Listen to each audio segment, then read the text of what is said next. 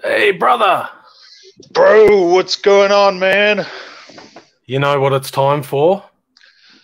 Powerhouse Live! I'm ready! Hit the music! You'll take my life, but I'll take yours too! You fire musket, but I'll run you through! So when you're waiting for the next attack, you better stand, there's no turning back! The feel the sound, the time begins!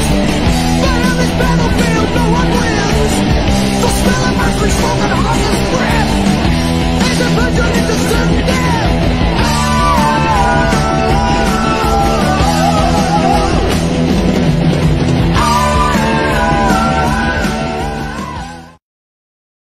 All right. Hey, everyone. Thanks for watching. Thanks for tuning in. Hello, Melbourne. Great to be back again. It is. We had a great show last week with Peter C. Con, Pete the Chef, Peter Damage. God, he's got more alias names than you and I put together. That's a man with a lot of names has done a lot of stuff, so that's good. Better than doing nothing, yeah? Great. Thanks very much for Peter for joining the show last week, and thanks for everyone to tuning in tonight. It's yet again we're in a lockdown here in Melbourne, stage 4. Can't really do much. That we are. No. Except I think regional has opened up a little bit, but yeah. At least that's a good thing. People can get out and do some things and get with their family and everything. So that's a good thing. But for us, brother, we're still in lockdown. We're in the prison that is Melbourne, Victoria, Australia. Victoria. Yeah. Yeah. And I don't know how I'm going to come out of this deal, brother. I could come out of this deal pretty weak. No, you're not. I've got plans for you, brother. But I'm going to fight.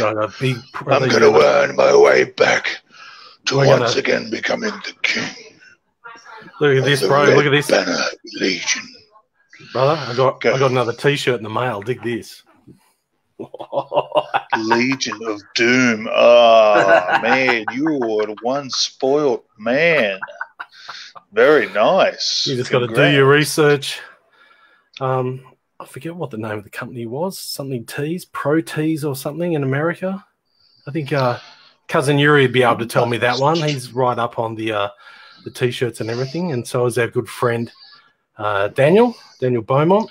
Yeah. He's good with finding the T-shirts, especially all the Ribera and the Zubaz. Yeah. Your Legion of Doom shirts are just awesome. I really like them. I've got a couple now, but once NAW comes back, brother, we're going to have some new Powerhouse T-shirts done. You know, we'll get some made. I've made some contacts. I've got some good contacts here for a T-shirt guy. Wonderful. And he can do everything we need. They can do for us at a good price, because I told him if he doesn't do a good price, there's something we can introduce him to. I won't say what it is, but pain and suffering. Well, brother, tonight is a show, and I've called it. What do we call it again? The Lightning Strikes. Now, I named it that because I had Ozzy Osbourne's tune "Lightning Strikes" going through my head for the last couple of days, and that's a classic song from his Ultimate Sin LP. And if a lot of people out there don't know, I used to do radio here in Melbourne. Used to have my own heavy metal, hardcore, rock and roll, everything. And I used to play quite a bit of Aussie on there. And that was a track I really liked, the Lightning Strikes. So I thought, I'm going to call the show the Lightning Strikes this week. And this week we don't. This week, brother, we don't have a guest. We were going to have a guest on, but that didn't fall through. There's a couple of things in his private life that happened that we decided just to let it be for a while and let him get back to us when he's ready. And we didn't really have anyone else sort of lined up. We really wanted this guy on the show, but in the future we'll get him in, and it's going to be good. And we've also got another guy from overseas in America sort of lined up as well. And I can tell you who that is. That is the Star Maker, Kenny Boland. One of the biggest podcasters probably in the world today. One of the best pro wrestling managers of all time. And he even got the stamp from Bobby the Brain Heenan, and that's actually on YouTube. Wow. So you can see Kenny working with Kenny Boland. And Kenny worked with a lot of guys in the minor leagues, Ohio Valley Wrestling, which was based out of Louisville, Kentucky. And Kenny worked with, the biggest name was John Cena. He taught John Cena and managed him for a long time. And you can look that up. That's certainly on YouTube. It's all over it. And Kenny's a great guy. Kenny's a great guy. He's very funny. He used to be friends with Jim Cornette, but they had a bit of a falling out. So that's a bit of a story in itself. But Kenny's great. He's got a heart of gold. He's got time for everyone. He can talk like no. I thank him for plugging the show as well and doing all that too. That was amazing. Very kind of him. He didn't have to. Thank you, Kenny, if you're watching this. He loves you and me. He loves the Powerhouse. He loves the Soldiers of the Highway. And we love him. And NAW. He knows quite a bit about it, which is good. So anyway, tonight, lightning strikes. So we're going to be taking some questions. If you've got any questions, anyone in the comments section, I'll try and keep an eye on it. And also, if you want to go onto my Paul Vaughan page, you can put some questions there, or if you want to send it through Messenger, I'll keep looking. I'm going to have to keep Kane talking tonight. No, you're right. I've figured out a way to see that I can see the comments. Just give me a go at this. Chris Hamilton, I will get a T-shirt. Thank you, brother. Glad you're aboard the Powerhouse. He's great. He's a great supporter of us. Thank you, Hamo, and Daniel and his wonderful girlfriend. Daniel? Dusty says, "Is the weather for Zubaz?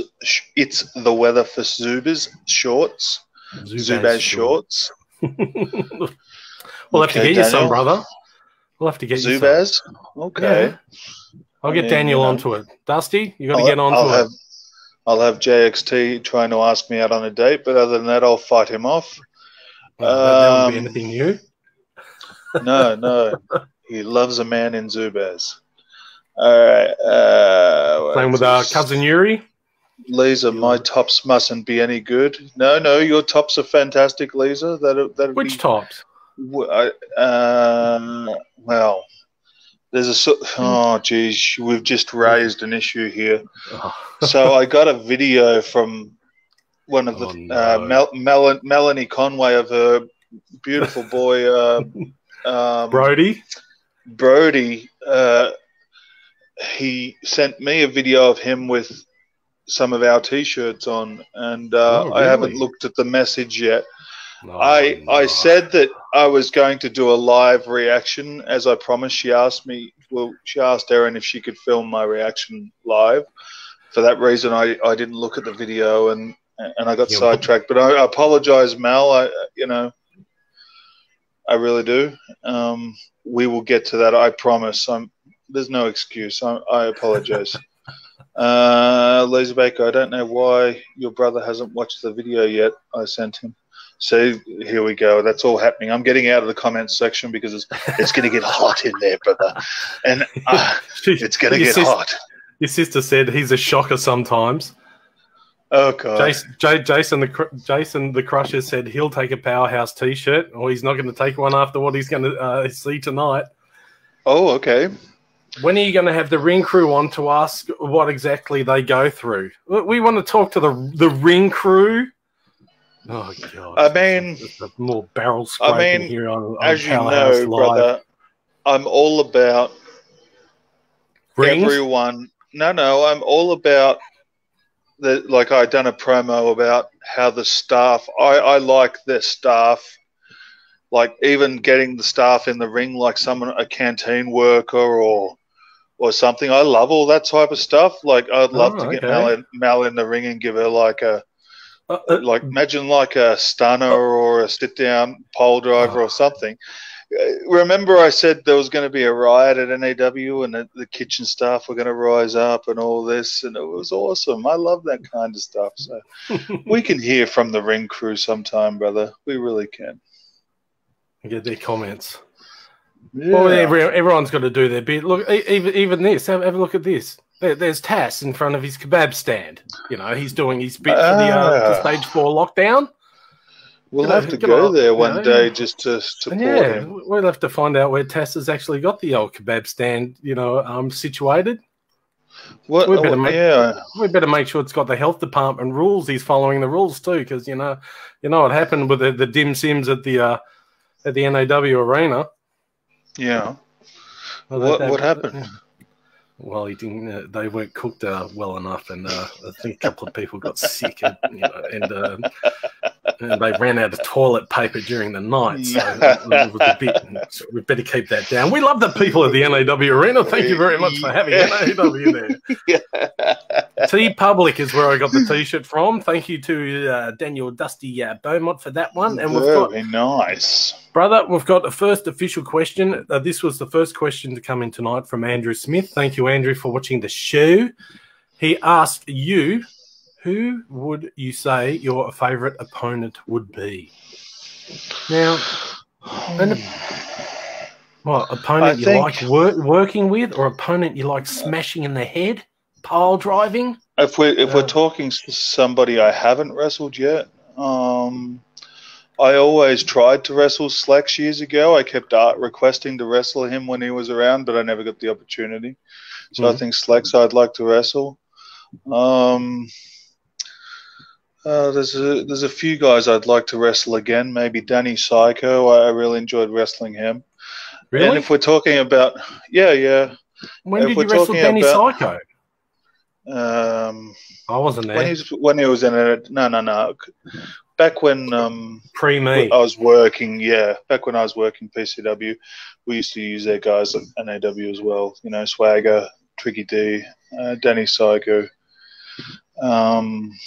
I remember that wrestler. Warrior. I remember that wrestler, Dickie Knee. I think we had him wrestle. Yeah, we had him at the Rock and Roll Wrestling and that. And I think Beaumont almost punched him up. Yeah, I think something happened. I think Matt didn't like. He was a young guy. He's all right now. He's a good kid. On you, Tricky. PCW. Yeah, they love us down there.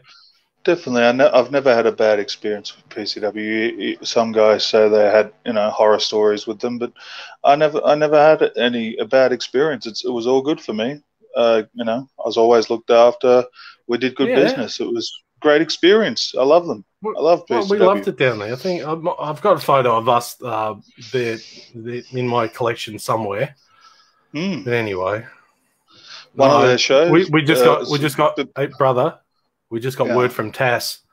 Tass has just sent us through a message, a photo. Hang on, here it is. Yeah, well, you just got. Yeah, you just what? Got banned from. Oh, Jesus! Oh, look, we haven't even bloody gone there yet. Like, from a band.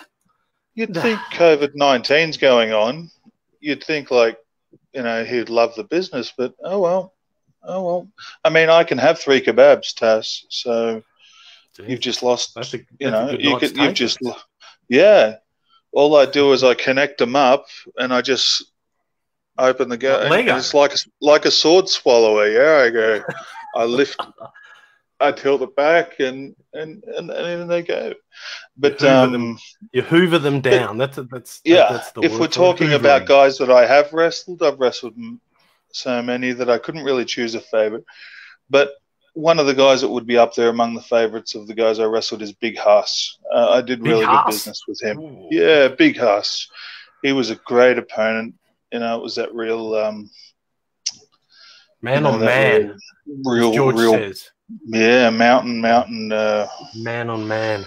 And he, I worked him real good, and he worked me good, and we did good business. He was that opponent that was just awesome. So, we worked with him a couple of times, and also he was on the Rock and Roll Wrestling. We had a big show at the Metro a few years ago now that Beaumont booked with Cognackers, and I was there as well. And we had Huss on the show versus Crackerjack. And Huss did the huge leap over the top rope. Remember that one? He liked to do the running leap over the top rope. When he fell short at Man Ballarat. Do you remember that? Oh yeah. That was a big night. Yeah. It was very dangerous. It was a very dangerous move for him to do. Yeah. But, and that was that show. We were scheduled main event in Ballarat, but you and I booked that show, and we gave the spot to Morphine and Insano. Do you remember that? And that was just an amazing, excellent and night. it was just the perfect decision to make, because Morphine and Insano just blew the roof off. You know, Huss and I were good, but you know, Insano being the local boy and Morphine being the big Maori. Oh, that was a great night. Yeah, good stuff. Yeah, be good. You know, as I said. We'll try and get Morphine on the show soon. That'll be really good. He's a great guy. Yeah. Fantastic guitar player. And, he's a musician I actually really look up to now as a blues guitarist. And that is really good. Yeah. Mel Conway asks, which rookie do you feel is making an impact at the moment at NAW? Oh, that's a good question. Oh. Gee, I have to weigh that up. A rookie. Maybe. I don't think anyone really sticks out at the moment. Would really have to ask maybe Stonemason. Yeah, he's good. Maybe, yeah. Yeah. He's got a lot of potential.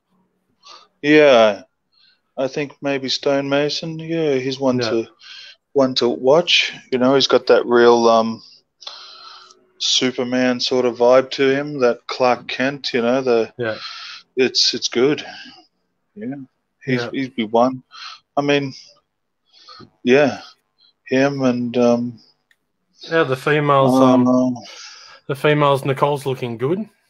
Yeah, she's getting there. She's still very young, very tall, very new to the business. She has the crusher heart, you know, which gives her that frustrating fighting spirit that I hate. Yeah. See, I like my enemies to just fold, you know, like like a Jenga tower just collapsing at my feet. That's the way I like my enemies. But have a look, brother. The crusher keeps rising. Speaking of you crushing someone, that little insect, Kid Valiant. Have a look at this picture. I fixed this one up today. See that? Yeah, I like that. Yeah. That's good. Hands around his throat. Yeah. Very young. He's got a long way to go. Yeah, he's very young. Long way to go, and I don't want to say too much, but yeah. Just needs to keep at it. Yeah, keep at it and train hard and listen. Yeah. Yeah. Look, listen, learn. Because when I give advice to people that's advice that's been given to me from people that I looked up to. So I take it very seriously. And of course, if you lose that trust, you have to earn it. Yeah, very much so. John Meldrum asked a question. I'm going to see if we can actually put this up on the screen because it says show here. We can. Oh, beautiful. Okay, John asks, who should be next to be introduced into the Hall of Fame in any of the promotions that you've been in? Okay. Hall of Fame. That's something we have to The NAW Hall of Famer we talk? Yeah, let's just say NAW at the moment. It doesn't get easy. It doesn't get easy because a lot of people have been put in. Well, there's a few guys there. Like I'm not sure if they did Dominic Bianco yet. Yeah. He's a big. Dominic Bianco was an old sort of festival hall era wrestler that was. They called him the Chief. I had lots of matches against him up in Sydney and in Melbourne and Queensland. Yeah. And I think Dominic Bianco would be one if he's not already in it. Tass would know. Who else is there? Maybe Mad Dog, maybe? Yeah, well, yeah, definitely. I mean Mad Dog, Spike Steele. Yeah. Enforcer, if he hasn't yet. Of course, Crackerjack is worthy. There's many guys. I know one. Yeah, I'll find a photo. There's so many guys that have come and gone. You know who I was thinking about the other day? Do you remember the wrestler that knocked the fans' teeth out with his boots? What was his name? Yeah, he was around that area of. He used to wear cargo pants, and he was a brunette, and he was sort of like, he almost looked like a soldier. What was his name? It was something simple. Well, anyway, he took a bump near the barricade and he knocked the fans' teeth out with his boots, and I just don't remember his name. I had it. It's something simple, starting with D, maybe Drake. No, not Drake. Not Draven. I can't name names because I'll end up accusing the wrong person. Diaz. You remember that him? Yeah. Diaz. Yeah. There you go. Big Tass. 10 points to the Golden Greek. How's this one? Yeah. Oh, Cousin Yuri. What about the Lebanese butcher? Yeah, the Lebanese butcher. That was a guy that Yuri and I did a show back before he was Yuri. It was Crowley Rose, and we got put on a show for Kid Hardy up in Sydney. And and it was for look, they're all there. Rockabilly Rebel, the Lebanese Butcher, Lou the Stooge, myself, obviously Steve, Lou the Stooge. Yeah, you would. That's a great name.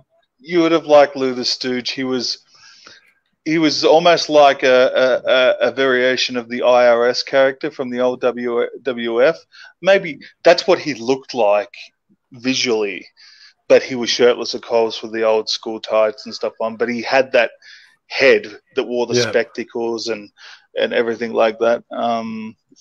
There was lots of people on that show in Sydney, and that was great. It was a full house, almost 2,500 people, but 50 cents a ticket, brother. You know what I mean? That's all the fans had to pay was 50 cents. So they got over 2,000 people there. But that was a great show, brother. You would have loved it.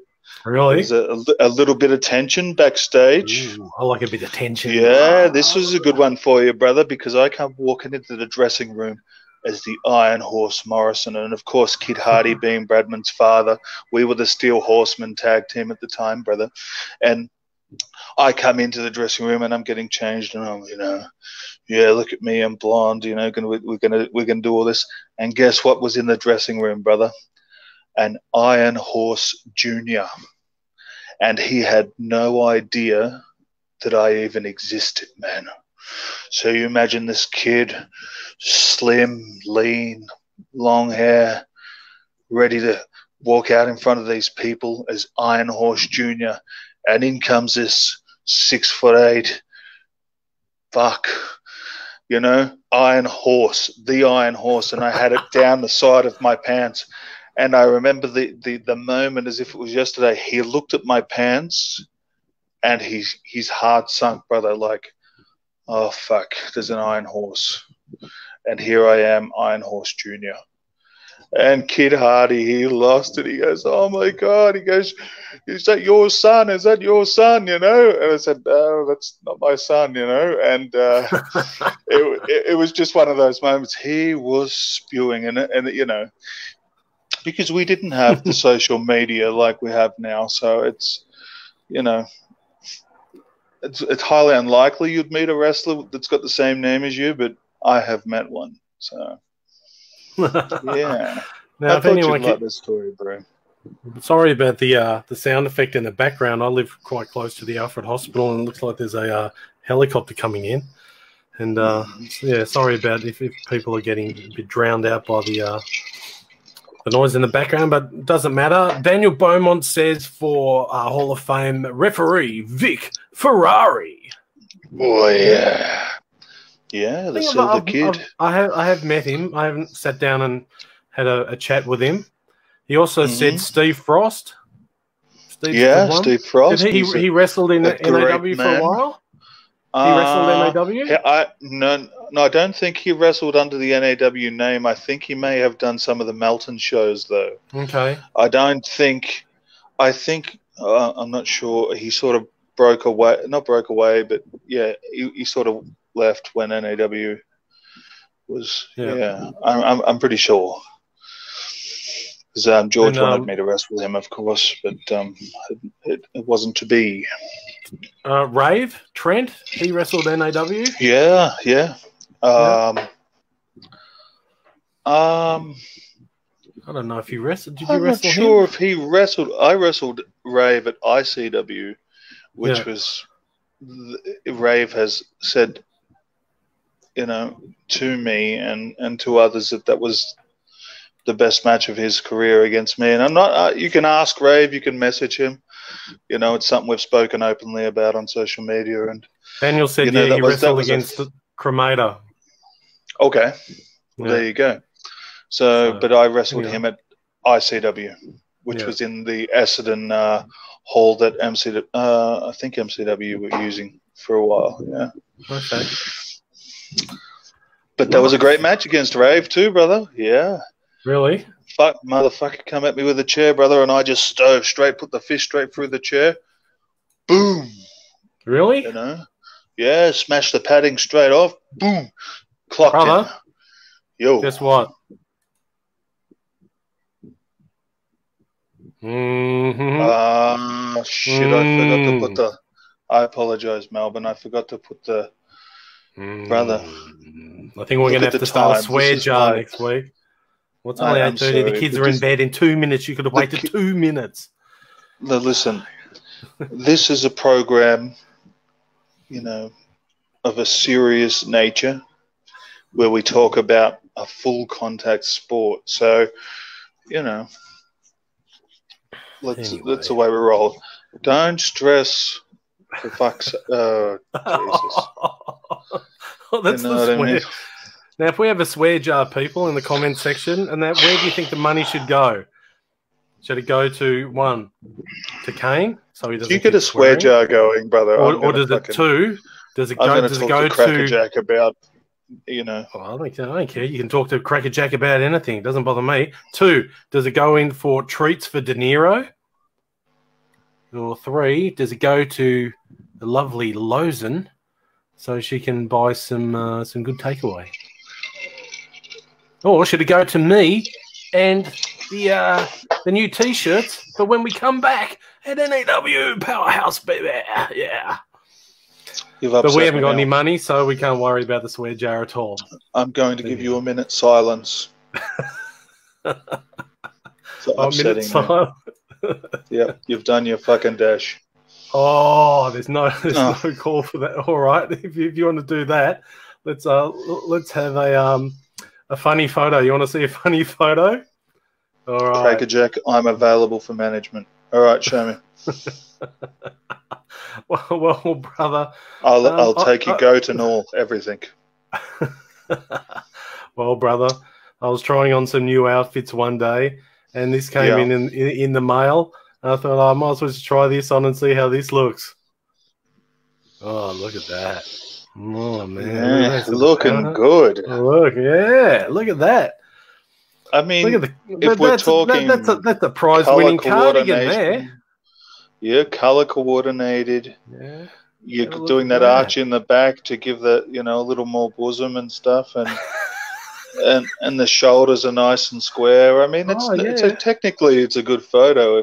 If I bought the 3D glasses thinking they'd probably look cool for when we do promos and everything. I like it. It's very Terminator look. No, it's dumbass. No. I might wear that cardigan one day on a cold night. What do you think, people? We bring in the Powerhouse new cardigan range. Dusty, what do you think? One of the fans said this beret looked like a pair of underwear. On the lapel there, we can get a little Zubaz thing or whatever. We can man that up, take the sleeves off and yeah, bro. Anyway, I mean,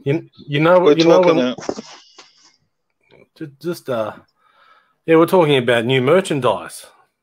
Yeah, it was good. I thought you'd like that one. When we were talking about people in the Hall of Fame, and I think this guy's going to go straight in without a shadow of a doubt. Who we got here? Without a shadow of a doubt. Look. Of course. How could, it's unfortunate he should have been one of the first I mentioned. He's got the Zubaz on. I think he got that through Daniel. He's got the that coat. You got him that coat? Yeah, we got matching. I have that on here, see? Yeah. It's a bit warm. It's a bit warm tonight for that coat. It's a bit cold out there in the old in the battlegrounds of Melbourne. No, it's just that I like to wear it. Really? Sacrifice for looks. Speaking of the lovely Lozen, this came out a couple of years ago. I don't know if she's watching tonight. She'll probably watch the replay back. She may be watching. Yeah. Did you see her? She was on the front cover of this magazine. Have a look at this. Yes, I remember that photo shoot. That was lovely. That was great photographers. Yeah. They came down to George's one day and took those, and she's on the front cover. I couldn't believe that. They got that limited edition signed autographed copies are all sold out now. You can't get them any. I haven't even seen them on eBay for sale. So they got that good shot of you with the vest on, and the glasses. I remember. Yeah. It was. What about this one? What about when we were on the cover of Glamour magazine? How about that one? I was hoping you wouldn't show that because I was a little bit, I guess you could say, explicit in the centerfold. Oh well, but it had to, But if you're going to occupy the centerfold, you have to bring it. So that sold out immediately as well. That's the only excuse I have for that one. Hang on, Tass said. Let's show it. Let me check. Vic Ferrari was introduced in 2015. Oh, well. Inducted, yeah. Sarah Meldrum says, the comment section. Maroon suits you. So here we are. Let me check these comments. All right. I need a swear jar when I stream. That's George Uri. He must have a similar issue to me. The potty mouth. Should go to you, Paul Vaughan. John Meldrum says you should get the proceeds of the swear jar. Mel says sexy Paul Vaughan. Ooh, Melanie Conway. Mr. Vaughan and Melanie. Yeah. There'll be more than a bit of a ring. There'll be management crew going on,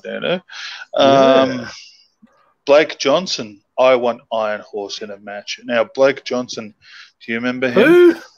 No. The midget of Mr. Big. We don't have anything to do with little people. That's what Bobby Heenan told me. Funny you should say that. I have had prior experience with little midgets. Really? And it's funny as that sounds. No, offense, that's fine. No, that's fine. I love everyone. So I'd love to wrestle Blake again. Jake Baker says he would like the proceeds of the square jaw. Yuri says, what about Lee Starr for the Hall of Fame? Do you remember Mr. Big? Is Blake Johnson asking that? Crowley Rose having anxiety attacks? Yes, when he wrestled the Lebanese Butcher, which was surprisingly a really, really cool old school match. Yuri did fantastic in following the, putting up the fight to the Butcher. I think he got one punch in. If you were to retire, who would you want your final match to be against? I'd have to weigh that up a lot, Melanie. I'll come back to that. In a few years, I think Kane should be an NAW Hall of Fame. Thank you, John Meldrum. I appreciate that. Diaz, Lee Marcello, Vixen for the Hall of Fame. What about the Lebanese Butcher? Have you ever seen the Giant Coyote? Yes, from Queensland. Have you ever wrestled him? Have I ever wrestled him? No, I haven't. That'd be a good match. I was on one show with him in Queensland when he was extremely young. We did a show up there in Queensland. I'm positive it was him. I wrestled Dominic Bianco on that show. And Candyman there one other time, and another guy that looked like Triple H. I went up there for, they did it for the Schoolies weekend. I went up there 4 years in a row for that. That's my boy base. Sorry, Paulie, I'm just reading. That's all right. I got them here too. Here's one from Hamo. Yeah. When NAW returns, what song will you guys pick for a theme song to come out to? Well, it's at the start of the show. Okay. All right, I think I'm up to speed. Big Ferrari. One rematch list, mate. All right. So where are we up to, Paulie? All right. Hamo, I just said what it is. Hamo asked what song we're going to be coming out to when we return to our NAW. That will be Iron Maiden's The Trooper. The Trooper. You take my life and I'll take yours too. That's the one. Lozen will probably still come out to Anthrax, as far as we know. That's an excellent song. Suits her down to the ground. Now, Aris wants to know. He wants a rematch. Aris says, I want my rematch. I'll get this up here, sorry. I want my rematch on my list, mate. Yeah. Well, you know what happened last time you had a match with a War Machine? Yeah, well, I've already spoken to Cataclysm about what we're doing. Well, I was going to force Aris to find a partner and sort of threaten his life and everything, and force him into a position where he would need to wrestle me. And I spoke to Cataclysm, and he's all for it. So Aris can find himself a partner, because I'm interested to see, because as you know, brother, I've said in the past the reason why I started wrestling, but the reason I love wrestling is the aggression that I get to vent on it, and I love the way it feels to beat people up, and I love it when they have some firepower to come back at me with, and Aris has been studying Japanese teachings, so I'm interested to see what he's learned. Now that if he can bring it. Sorry. That's all right. No, like he's learnt the sumo techniques. Like, this is a serious deal. We underestimate it. We underestimate how committed he is. He's learnt the Japanese language. He has, I think, maybe a sensei or what they call a bumba that's teaching him. And Paul, you think I just made that up? I don't think you make it up. Dusty, can you confirm that Japanese word "boomba"? It's something out of bloody Disney film. He has a sensei or a sumo master that is teaching him, brother. You know who the sumo, you know who the master, you want to see it? Tommy attacks, brother. It's going to be like, You want to come see on, who brother. He's going to go to the body like no Japanese wrestler you've ever seen before. He's going to go, Owen Joe, ya chubby. And the war machine's going, yeah, bring it, baby. Come on. Paulie. Feel it, brother. Feel the violence. You've got this, Paulie. Brother, slide me in the chain. Let me crock that Japanese fuck. All right, let's go. You want to see who his main influence is? Harris's influence? All right, here we go.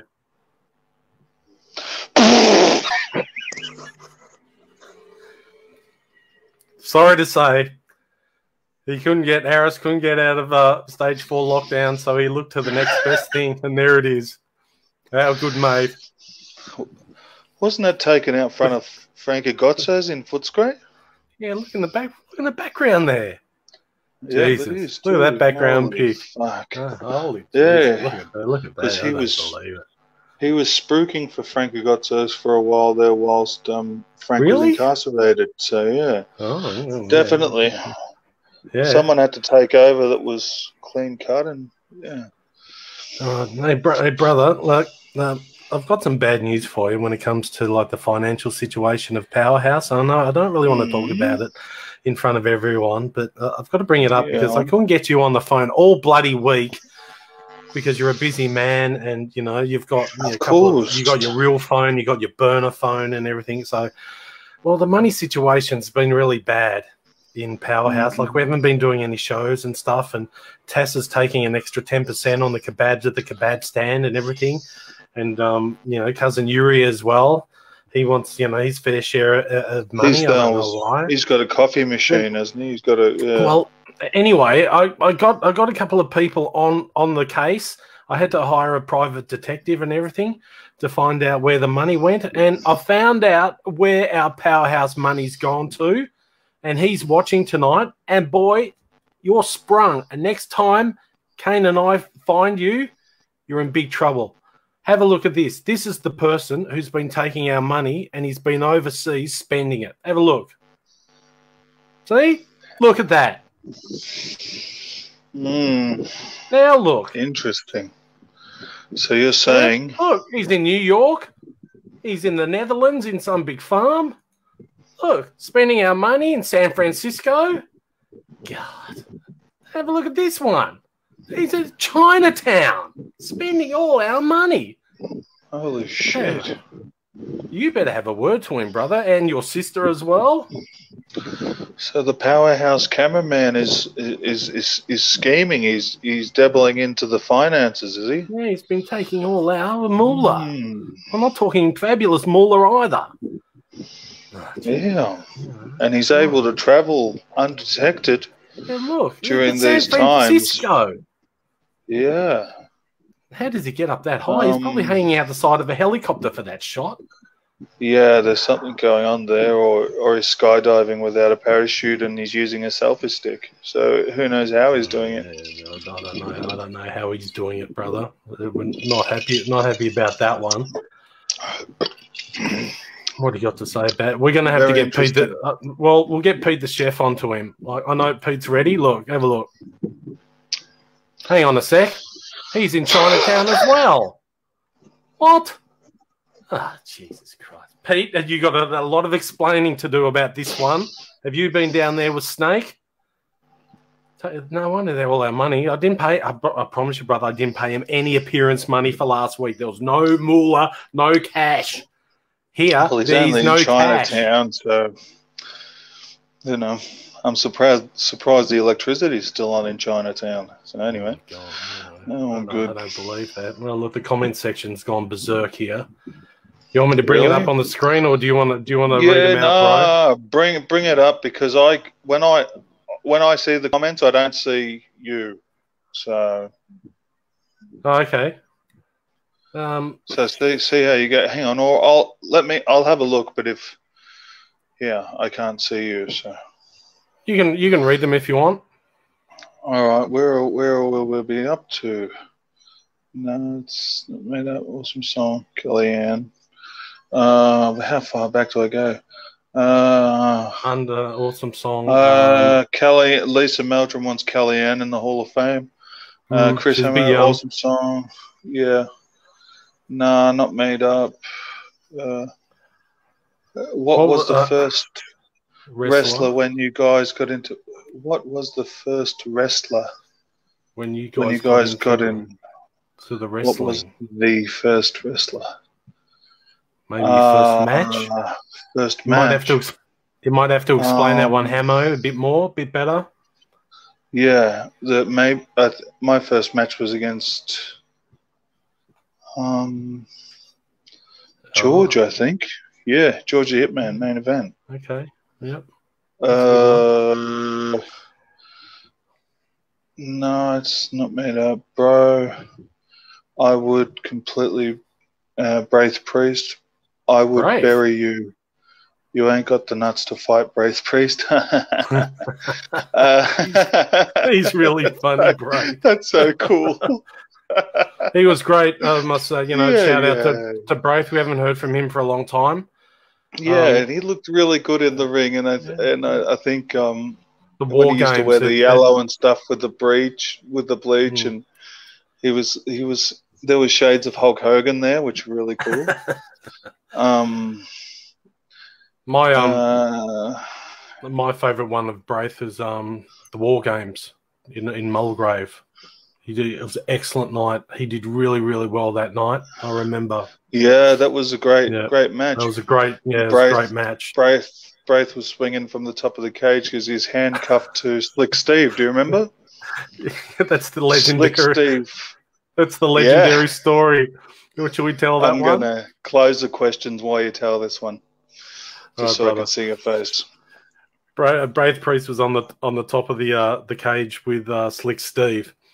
And he was meant to come off the top of the cage with Slick Steve, and Phil Galulis was meant to catch them on the way down. And I was on the same side of the cage as Phil.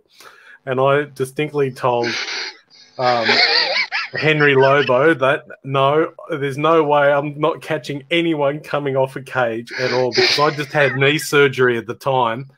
And that's not something you do. You need like half a dozen to 10 people to catch someone coming off the cage. And Phil said, yeah, no worries, I'll do it. It'll be all right. Everything, we'll go catch him and everything. And everything. So I came to that spot, and they're both up there. They're both dangling and stuff. And somehow they were punching each other. I can't really remember 100%, but I'm sure this is what happened. They came off the cage onto the outside, so they're eliminated. Braith came off. And, they both came off. Phil was about 6 feet away, and when they hit the ground, Phil just dropped to the ground 6 feet away from them.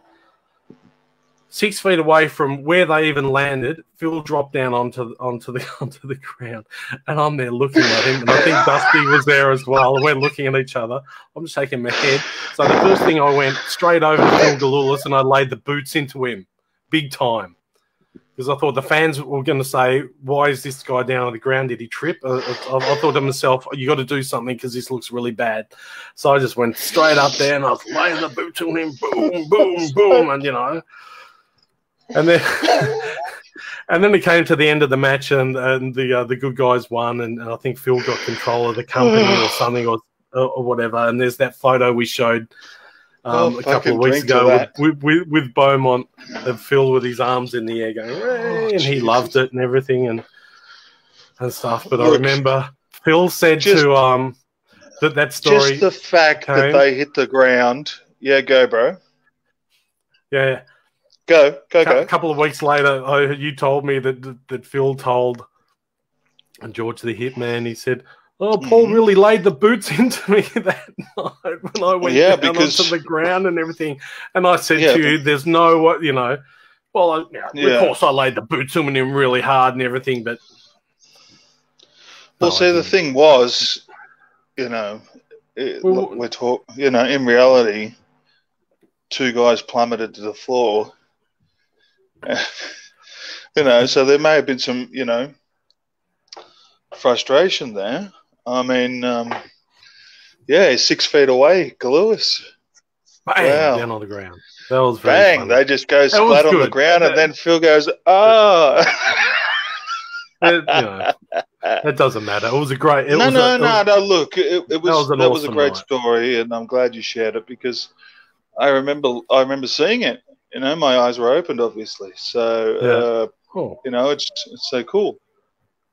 I mean, for all we know, Phil could have had some sort of a anxiety which caused him to collapse on the spot or something, and he never made it beneath him. But I don't know. But anyway.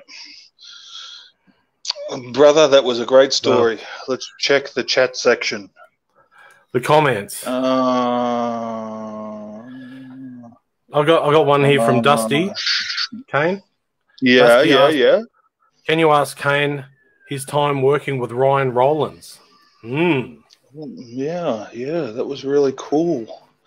I'll have to close the chat section for this. Okay. Yeah, go, bro. That's when I first came in, and we that's when I first started managing you. I think it might have been a couple of weeks after I came in. No, hang on. It could have been the first couple of weeks because I think the first time you were wrestling against what's his name, Taylor. Oh God, I've got a picture of him too. You put him through the table. Jarek Craven. Jarek Craven, yeah, a couple of Chris Law, yeah. Yeah. And I think Ryan Rollins got involved and they started a bit of a feud. Yeah, Ryan Rollins was on commentary, and when Aaron and I had that spat, I choke slammed her, and then Rollins come running out and I choke slammed him. Yeah. There's a beautiful choke slam. I've got that on video. I'll have to dig that up for maybe for next week. Working with Ryan was really good. Oh gosh, the guy's so talented. We had we had an actual match with him. Yeah, my first match with you, managing you was versus Ryan Rollins. Exactly. Yeah, and well, you know, he's so talented, and it was a real David and Goliath vibe to the match, but obviously he's got such speed and agility. There's almost it's almost magical to watch him work. You know, the guys like him can do things in the ring that are just, you know, his size, agility. Yeah, he can do it all. Look, you know, the body was good. Greatest selling. And you know, I beat him down to a pulp, you know, and then he built up this chronicle amount of energy. I mean, he just came back and the crowd got behind him, and he put me up over his shoulders, brother. Do you remember that, for the Samoan drop? Yeah. And the crowd went nuts. And it just blew it was one of those moments. I'm telling you, it was a huge moment. It was just. I was doing commentary during one of his matches, and we had that young guy. It was a Raven, a little guy. He was there for a while. Raven. He was doing commentary, and Ryan Rollins was in a match, and I can't remember who was it against, but it was a full house at the NAW arena.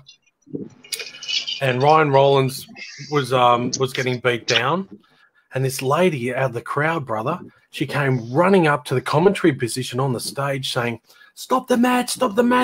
He's hurt! Get an ambulance! Call him! You know, he's really hurt." And we're there going, "Yeah, right. He's not hurt. Whatever. You know, he's a wrestler. He'll be all right. There's nothing wrong with him. Love and everything." Anyway, she bolted around from one side of the the arena, like where the announcer's table was, all the way up around the ring, because you can't go over the entranceway, all the way around to the other side. And she starts yelling again, he's hurt, you got to do something, you guys, do something. And, you know, the match continued and the match finished and everything. And I remember afterwards, you and I were just blown away because, you know, he was a great wrestler and he sold it that well for people in the crowd to think that he was actually hurt. That's old school. That's old school selling. Oh, and yeah. if you can make the fans believe that, well, you know, you're onto something. And he's a great wrestler, and he's you know, gone on to bigger things now. He's in Mexico working for the Lucha Libre promotions over there, and hopefully doing really well. We don't really hear from him a lot. Dusty says it reminds me of like a young Ricky Morton from the yeah, very much so. Yeah, so yeah, I couldn't believe that night. That night was that night was incredible when that lady just went off tap, and you know, calling for an ambulance stuff like and everything. That's, you know, that makes wrestling. And if you're a good wrestler and you work with the crowd really well, and you can get them to believe it that much, well, that's when you earn your keep. Yeah, and stuff. Oh, you know, brother, yourself, you know, you've copped it. I've copped it. Had a lady in the crowd with a crutch, you know, leaning over the barrier, going, "Paul, you bastard, cop this." You know, we know who that is, Barb, don't we? Yeah. Yeah, I've had fans holding my hand crying when heels are massacring me, and they're literally going into bat for me. They wouldn't let go of my hand and the heels got one side of me dragging me, and the fans have the other side, and you know, I love the fans. So it's just why we do the stuff we do. It's awesome. The art of pro wrestling, and the art. You know, some people have tried to deliberately create those magic moments. Like I saw, I remember Candyman in a match with me and someone else. He hit the deck and wouldn't respond, and he stayed there. And and no one could budge him. So a fan that had some medical training ended up jumping the barricades and tending to him. Someone rang the ambulance, and the ambulance came, and they got him backstage through the curtain. And as soon as he went through the curtain, the magic really happened behind the curtain, brother. As soon as he went through the curtain, he said, "What the fuck took you so long?" Right? He took one step and he went down a flight of stairs. Yeah, backstage. So he come back, you know, he walked through the curtain, and he goes, "For fuck's sake," you know. Next minute, bang, bang, bang, bang, bang down the flight of stairs. And when he hit the bottom of the stairs, he was out cold, and George is down there, ran down the stairs, and he's trying to pump water into his mouth, and he's out to it. Next minute, the ambulance comes through the door, brother, full noise. The medical staff from St. George's Hospital, or wherever they're from, they swung the door open, and it hit him in the head because he was on the floor.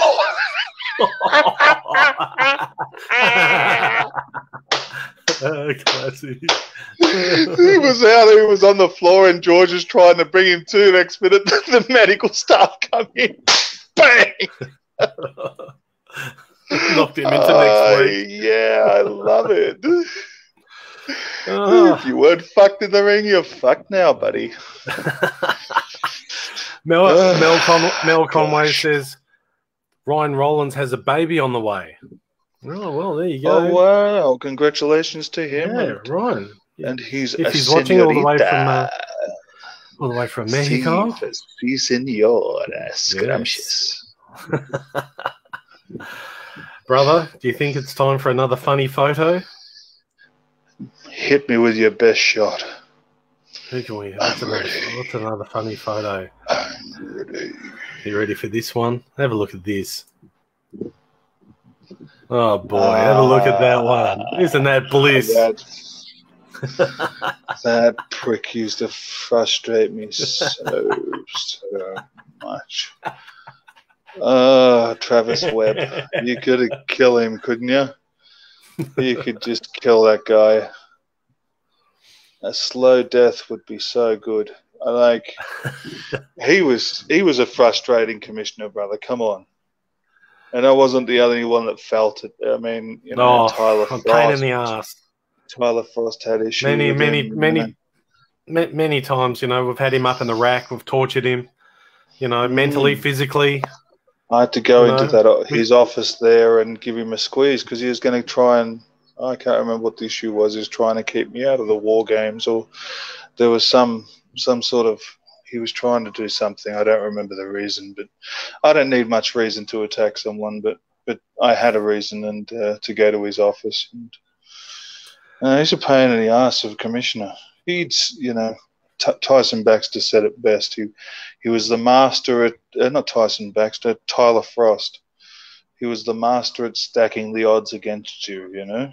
And if he knew you weren't his favorite little, you know, like that one. If he wasn't that sort of fond of you, he would stack the odds against you. So. Oh yeah. With Travis Webb, if you were a pretty boy, you'd go somewhere. But if you were a grizzly, a man's man, you got no hope, man.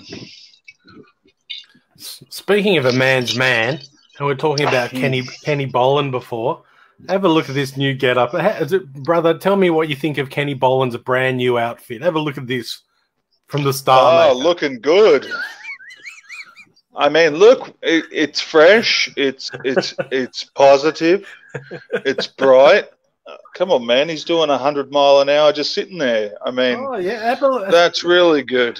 That's good on you, Kenny. It's all about positivity.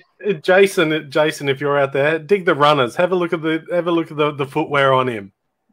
I know Jason the Crush, he'd be jealous as because he's got a huge, you know, collection of nice of shoes. Runners. Have a look at that. Yeah, nice shirt. The Star nice Maker. Long sleeve. I mean, a real man like that can wear pink. I mean, you put me in pink and we're in trouble. You know, they'll try and. Well, you've done that before. Don't let me bring up those photos. I'll have that guy that, you know, goes to the toilet with Travis. What's his name? The tag team. There's a video of these. I think that might be the current tag teams. No, it's, you know, the guy that's like a girl. Brother, speaking of J2, something O'Day, is it? What's Day? This? Curtis What's Day. This? What the fuck's that? Who is that? Isn't that the NAW heavyweight champion? Is it really? My God! Oh, I wonder how that got. On the show. Oh, look at that! Wow, that's Crusher. Holy fuck. Look, have a look at that. It's Crusher. I wonder what he's doing there. Looks like a couple of sit-ups or something. The other person's fainted on the other side of the. Oh, he's going to have to explain that one. We'll have to get him on the program one day to explain himself. I think he's got to explain this one as well. Can he explain this one? Look at this.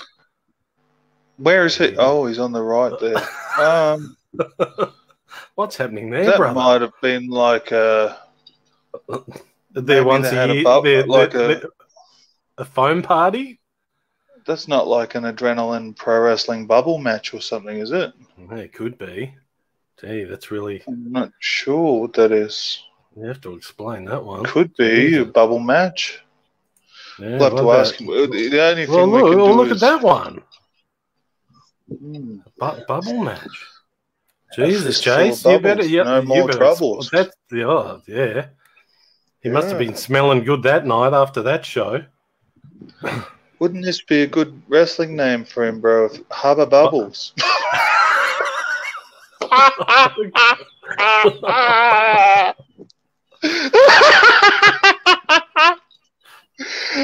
that it's past 9 o'clock, brother, I think he's going to have to explain what this photo is. Have a look at this.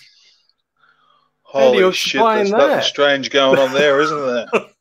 Isn't that Redfield on the left? Oh, Jesus. I mean, Redfield looks like, you know, it's like, oh my God, I wish I could be like Jason, but Jason's really going for it, you know what I mean? Like, Jason's like, Yeah. That is just... What do you say about that? I never knew J2 sort of, you know what I mean? Like, I don't know. Jeez. Oh, well. There you go. We're going to have to get him on it, you know what I mean? He's got one person. Don't worry, brother. I'm sure Jason's got the person who's going to explain the whole thing. He's got a brand new lawyer. Don't worry, I've got the picture of his brand new lawyer. Here it is. Oh, fuck. Jesus. That's his brand new lawyer from Do Him Over and How. His new lawyers, they're going to be on to us. I don't think Jason's going to be very happy about that, but you know.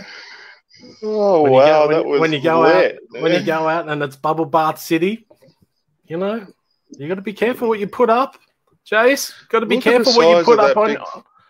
Yeah, the one in his hand. Look at the size of the fist. Like, let's be honest, that's a huge fist. Yeah. Yeah, I felt the brunt from Jace a couple of times. So yeah, you know. Poor Jace, look at that. Look, oh, geez, he's a bit blown up in that picture. He was thinking, oh, geez, $10 wings at KFC. He's thinking there. It looks like take my money. No. It looks like he's just he's still in momentum. So maybe he's come off the top rope for that or something. Yeah, I would have to ask him. Interesting. Speaking about momentum, brother, we got some good photos. How about this one of you? A bit of airtime. Explain that. Look at that. Well, I always do, you know, the leg drops high. I used to come off the second rope with it. Unbelievable, gorilla. Depending on how high the roofs used to be. Yeah, I like the going high. It's I think you know, I've got a pretty. It's pretty lethal. I took out what's his name? I took out he used to be called Max Damage, but what's that guy's name? The New Zealand boy. In that photo, Tank. No, not Tank. I'm just talking about another guy. You know, the other New Zealand wrestler. He's under a different name. He used to be called Max Damage, but now it's not Max Damage. Yeah, Max Damage, Max something in New Zealand. Can tell us. He wrestles for Warzone now. I can't remember. You know the guy, bro, the tall guy. No. He wrestles shirtless in trunks, and the crowd sings along to his entrance music. I can't remember his name. Anyway, I took him out in Tasmania with a leg drop, brother. Yeah. Really? Yeah, I overshot and. Speaking of funny photos in Crackerjack. Speaking of funny photos in Crackerjack, look what that meatball did to me. Fair and square, and the ghoulies with the staple gun. Bloody hell. Mm-hmm. Couldn't get any assistance from that useless first aid people either. I mean, Jesus Christ, first aid what people. Kind of a sense? Leanne ran. Mel was nowhere to be seen. I mean, no one else does first aid there. Useless. I think the girl in the canteen offered me a couple of pastizzis to make up for it. Let's just talk about how this occurred, because we haven't explained what's happened to you for those who don't know. So I'm in a match against Crackerjack, and it's a no disqualifications weapons match. And you came in the ring at some point, didn't you, Paul? Yes, I got involved. Yeah, you got involved. Yeah, and we all know what how Crackerjack deals with people who get involved. What did you do to you, brother? Got the staple gun and staple gun me in the butzer. That's Greek for dick. So very unprofessional of Crackerjack. He's lucky, you know, he got out alive with that one. Always in his defense, we had some numbers, so I can understand on a warrior level the reason he had a few tricks up his sleeve, because we had some numbers. So yep. Brother, Dusty said the guy from New Zealand is Slade Mercer. Slade Mercer, yeah. I took him out in Tasmania with the leg drop. Very nice. I don't remember if I came off the second rope or the top or I done it from running, but yeah. I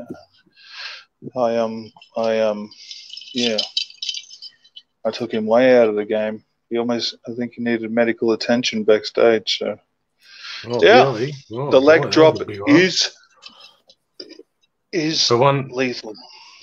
One of my favourite photos, brother, and it's of course of me. Let's put this up from the War Games a couple of years ago. Who have we got in the chains there? That's Mortar. Who's that? You've got Mortar. And, you tried the chain. Lozen was in the ring at the time, as well as yourself and a couple of others. I can't remember who else was in that match, but yes, I had our good friend Vladimir the Chain.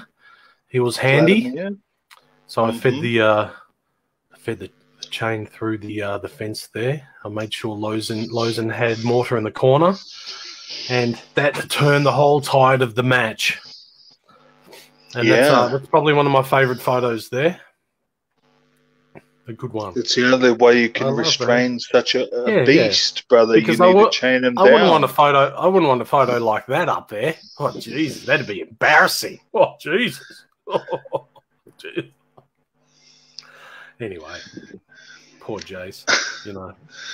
Well, I'm sure things happen. Look, if you're going to be in the WWE, and Jason wants to, because if there's any promotion out there he likes to promote, it's the WWE. And I've told him many times, don't promote because Vince does a good job of it. Jace, I know he'll probably get upset at me saying that as well, but don't worry. He'll get his chance for a rebuttal. Jace, you got to get out there. I've got a new picture of Jace as well. He's been training really hard, brother. Look at this. Oh, there you go. Oh, he's ready. Yeah, look at this. Look at that. A crusher. Boy.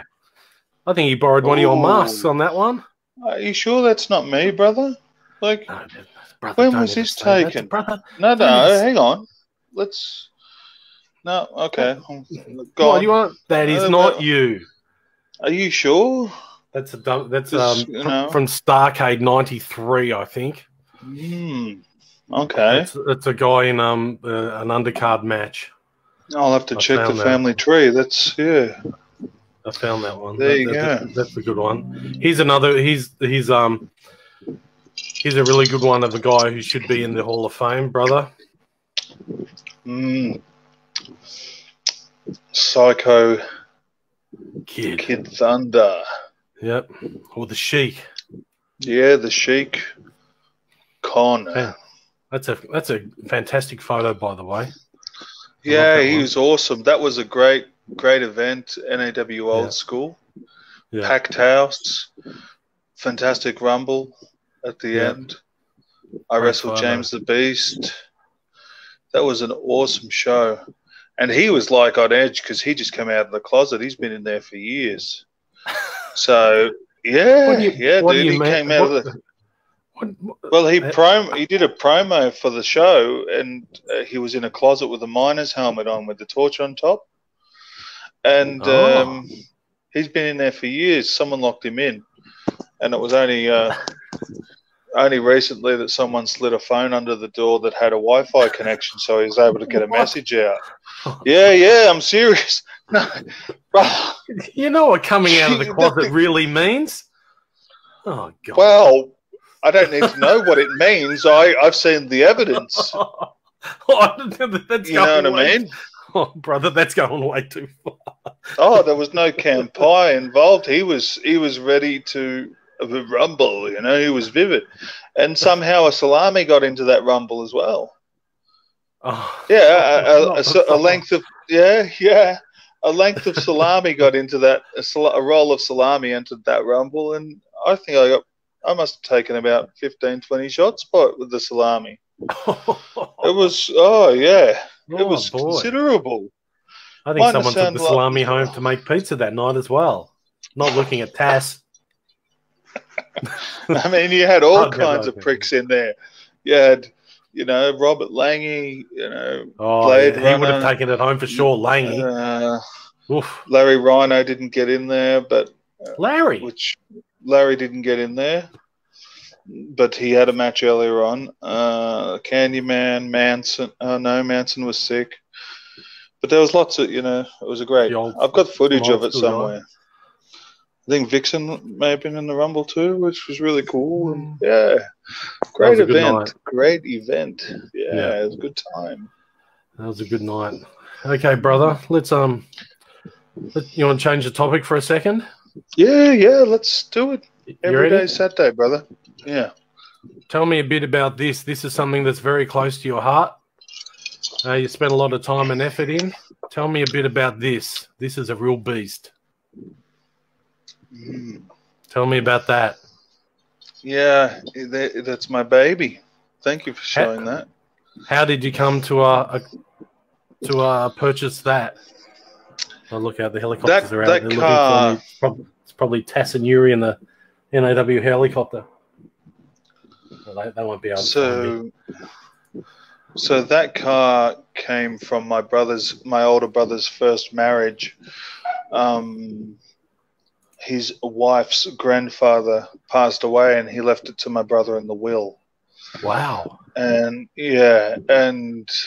just tell us what model it is.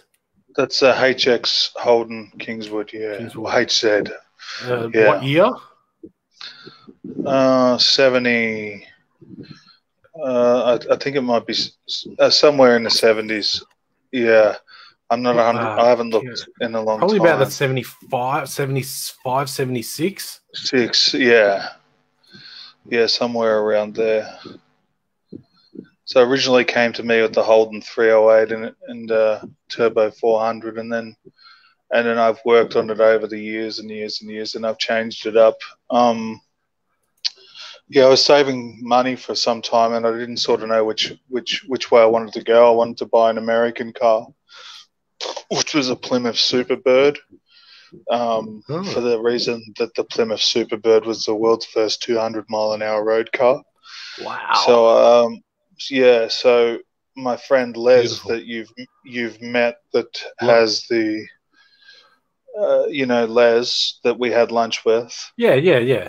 Yeah, we were speaking to him, and he said to me, "What if you could make your wagon go 200 miles an hour?"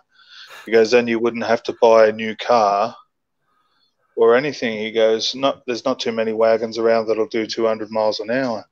So we worked on top end speed for many, many years, and we went to tunnel rams at one point, which is the two 4-barrel carburetors, twin 650 double pumpers, so 1300 CFM, and I got it up to 169, 170 mile per hour, and but we had to change, things to get it up there, and I ended up changing it back because it was too radical for the road, to making it working back on bottom end power. So I've been through a lot of stages with the car. 427 Chev, and I almost had a smash in it when it was tunnel rammed. So the throttle linkage broke, and one of the carburetors jammed on full throttle, and I was running out of road. Lucky I.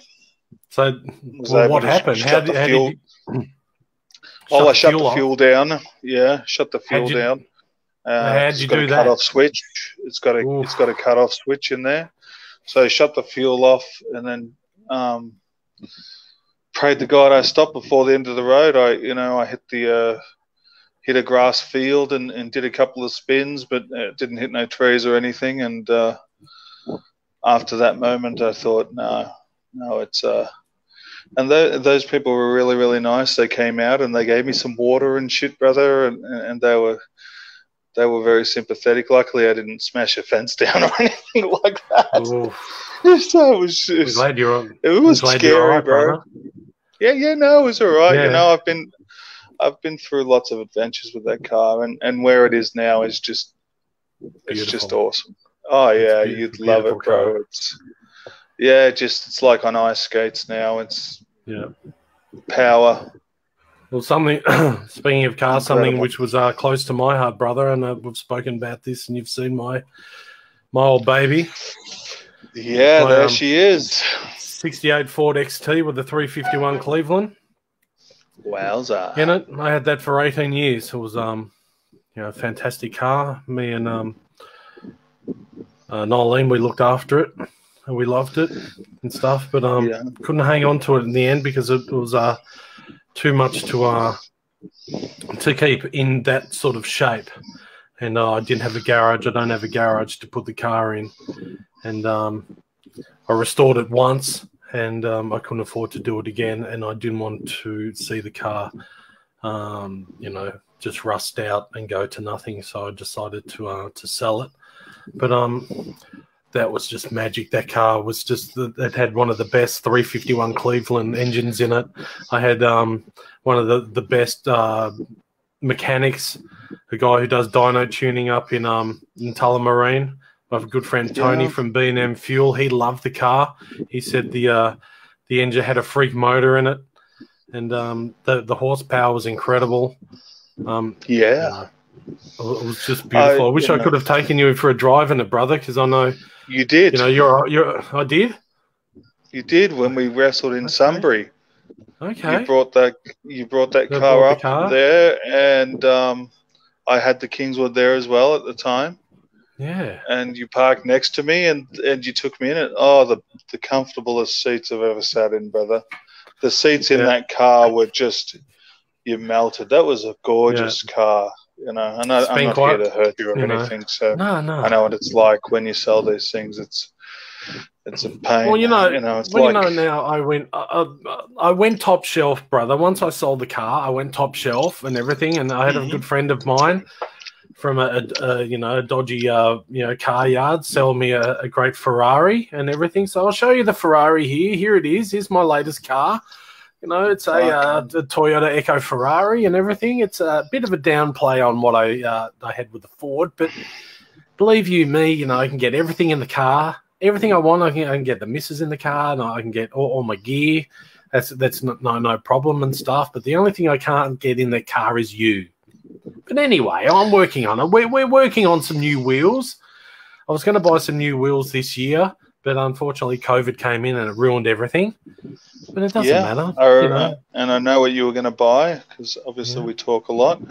But I love that little car. The Ferrari's awesome. I mean, let's face it, you can hook that thing into a corner and it'll just take it. I've handbraked it. Yeah. Spun it out. Some of the most craziest drivers are in little cars. Yeah. Like you'd think these big powered cars, they're going to be the savages. It's these little cars that really throw them around. I mean, they're cool, dude. Yeah. No, I used to have a little Telstar TX5 Turbo. Oh, my first car was a hand-me-down Honda Civic. I used to call it the hardcore Honda. Little Honda Civic with a hatchback. I could get my Marshall amplifier in there. I got the quad box. Have you ever seen the movie called Malcolm? It's an Australian movie. An Australian movie? Was that the Honda you had? The little two-door Honda? It was a little two-door Honda. I'm spewing it wasn't that model because I loved it. There was a big New Zealand lady across the road from me, and she was huge. She used to get in behind the wheel, brother, and she'd be in there trying to close that door. Oh, come on, man. It was awesome. I'm getting my legal team onto you, brother. There they are. That's my legal team. Look, they're on the case already. Where's Orlando Jordan? Let's get the KY jelly out. Come on. Oh, brother, don't say it. Hey, you know what? Let's invite the boys around. It's Corey Pearson's birthday today. Corey. Really? Yeah. Holy shit. I found Once again, Corey. I failed at sending a Facebook birthday message, for fuck's sake. I can't keep up with them. I found Corey, and I found one of his relatives as well. Have a look at this. There he is. That's Corey, and that's legendary British comedian Jimmy Carr. Look. They must be related down the line somewhere. Look at that. Someone's written on Corey's picture there. Goodbye, everyone. Nice knowing you. I wonder who did that. I should check the chat set. You keep going. I'm just going to check the comments because I'll Stephen Hart, the dragon wagon. Yeah, boy. The dragon lady's in the house. Yuri's calling my wagon a Datsun again, the prick. Hello from the dragon lady. Oh, we got trouble now, bro. The dragon lady's as rough as old sand. She loves us. She loves us. She's awesome. She's the best. Yeah, I miss the shit out of her. Something happened to her. We used to talk so much, and then suddenly she just stopped. It was like, didn't we get a picture with her? Like, yeah, we got a picture with her. It was almost like, I don't know, maybe she went through something traumatic and she just lost. It was like the lights went out in her eyes. It was weird. I miss the dragon lady because we used to have so much fun on the internet, and so we'll pick it up again. Something happened to her, and I don't know what it was.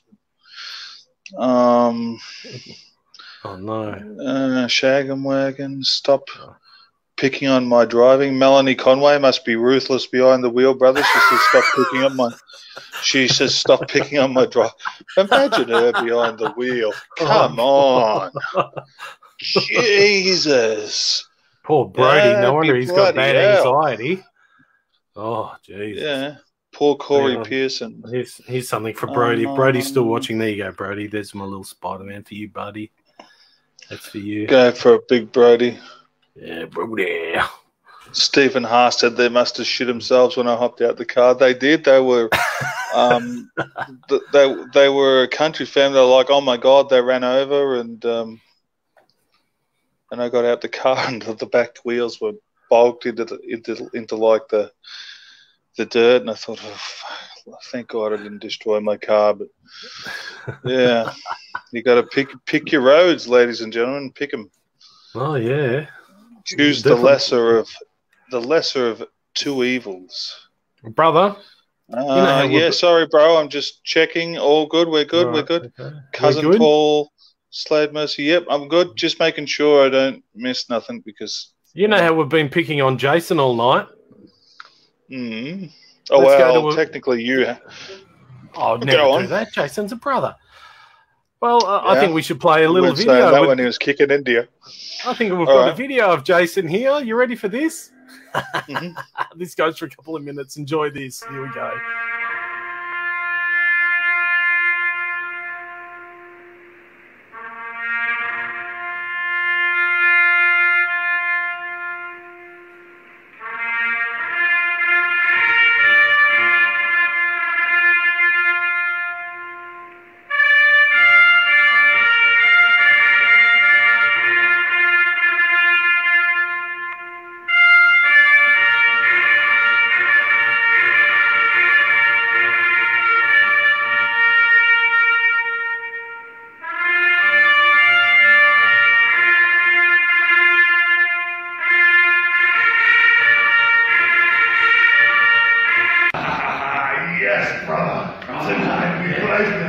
We break them fair and square. The crusher, I destroyed him.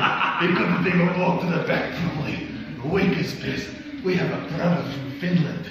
The mighty Finland. Come, brother, say a few words. Thank you so much, guys. Thanks a lot. I just wanted to say thanks so much for the opportunity to come down and see those knuckleheads get their faces stomped in. Just all the best for the next match against that idiot referee and all those other scumbags from Albion. Kick their butts, mate. Seriously, from me. Yeah. Thanks a lot, guys.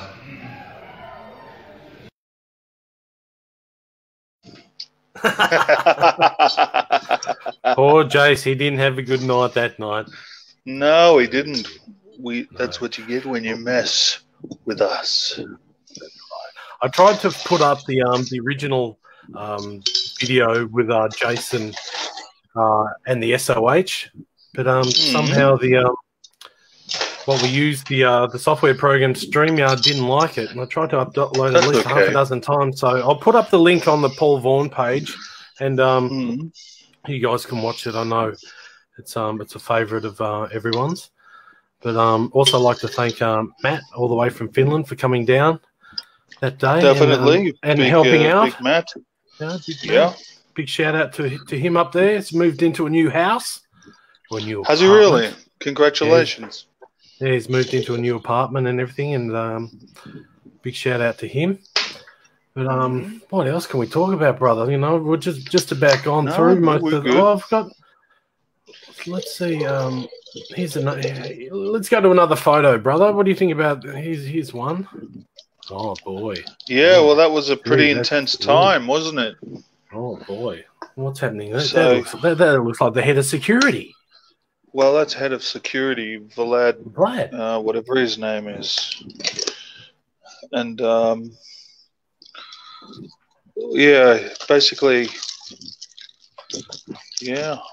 I found out that was an intense time. I found out that Crackerjack, they were bringing Crackerjack in to deal with me because, you know, of my strong but mostly my strong hold on the company, and I wasn't too happy about them bringing Crackerjack in, so they were all in on it, you know, kitchen staff, not only wrestlers, but kitchen staff, ring crew. I don't know how much money they managed to raise to bring Crackerjack in, but I wasn't happy about it. So well, me either. I needed intel, and talking to him was like talking to a brick wall. So and he didn't seem to be fazed by my presence. He was just like, yeah, Crackerjack's coming. Yeah, George the Hitman's a boss, and I choked the shit out of him. And you remember head of security, brother? How many times back in the day did he have to run out to the ring?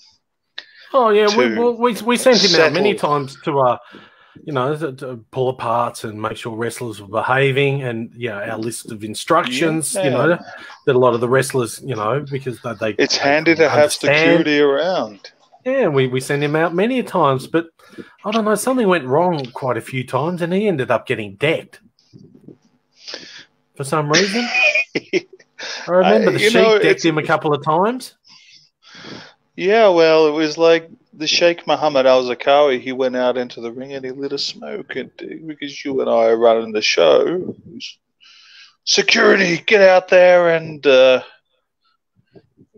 stop this outrageous action. He's not allowed to smoke in the venue. So he went running out there to exhaust his authority, and the Sheikh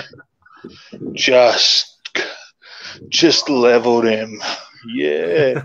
There's another time there where Jerry Craven and Mike Manson were putting a hurt to somebody, and I said, security, you're going to stand there and allow this to happen?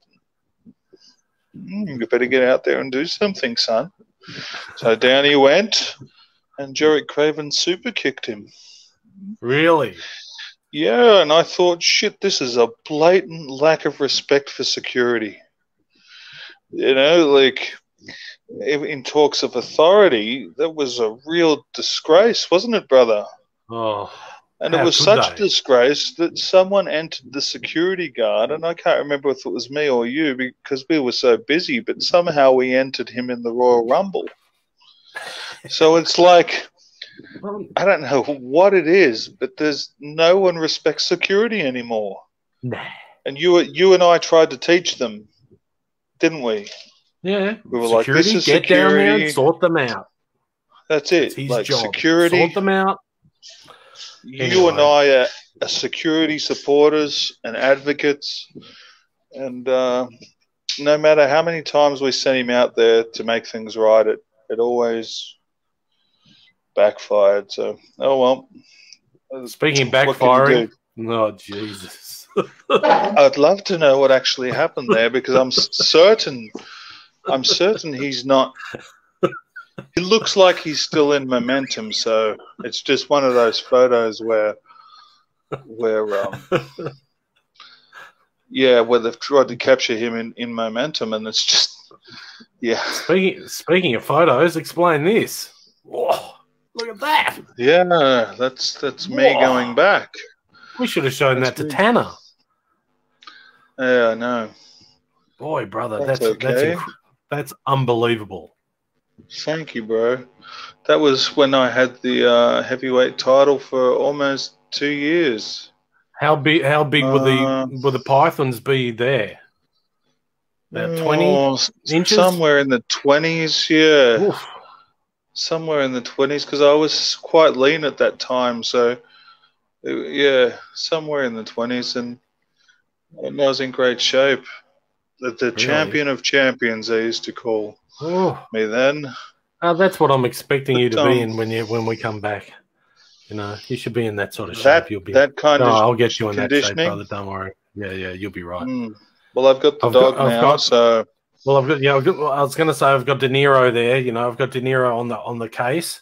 He's going to whip you into a bit of shape, and I've got Lozen with the new heavy duty diet and stuff. I'm just going to tie a bit of venison to my thigh and start running, brother. Mm-hmm. Yeah. If not, I hate to tell you this, brother, but I'm gonna have to put the truck into neutral, and you're gonna have to chase it down the street before anything happens. So that'll get a couple of kilos off. Here's another photo of a few stones. Yes, chasing the truck. Make sure I know how to do that. Here's another photo of you when you were younger. Oh, Jesus, look at that. Yeah, that's when I used to. That's at a PCW show.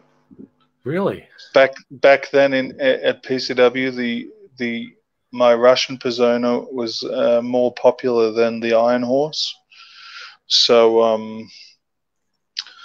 I ran that there, and the War Machine's the first time that I've incorporated both personas, Iron Horse and my Russian heritage. So it's been a challenge to blend them in together. But I definitely want to show my Russian blood, and I've always wanted to do that for the sake of my father. But it's been a challenge to incorporate the two personas. You know, a bit of Russian mentality and a bit of Now, brother, I know we've been taking the mickey out of Jason.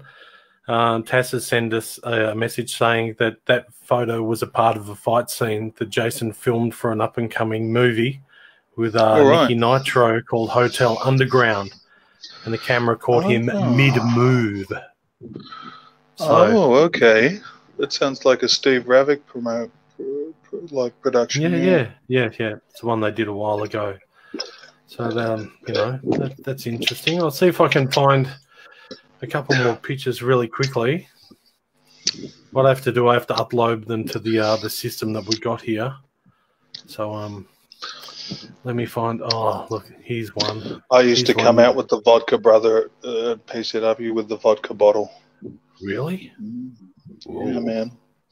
I used to drown my enemies in vodka after the match. Yeah, they used to lay in the ring, and I'd pour the vodka all over them. Oh. All right. No, hang on. I'll find out. What's up next, my brother? Right, hang on, brother. And roll, brother. Rockin' and roll, and here's a good one. Let's upload this one. Just takes a couple of seconds to upload, brother, because No, you're fine. Take your time. I'm just going to have a look at the comments if you don't mind. Sorry. Look at that one. Look at that one. Yeah, that's a big back, brother. That's real early Iron Horse. Yeah, that was taken in my mother's house.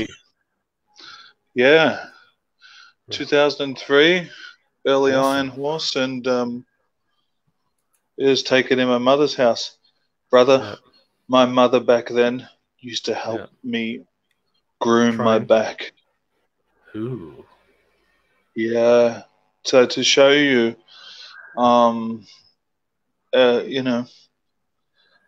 my mother may not have, come to watch me wrestle much. She only went to a few shows. She's not a very violent lady, but she used to help me prepare. You. Yeah. And it was awesome. It was awesome, yeah. I can't reach. So what else is we're going to talk about? Oh, here's another photo of one of you and one of your good mates. Have a look at this one. Oh no. Oh man. Look. He's tried to elbow me out of the job as manager so many times. But it's just not going to happen.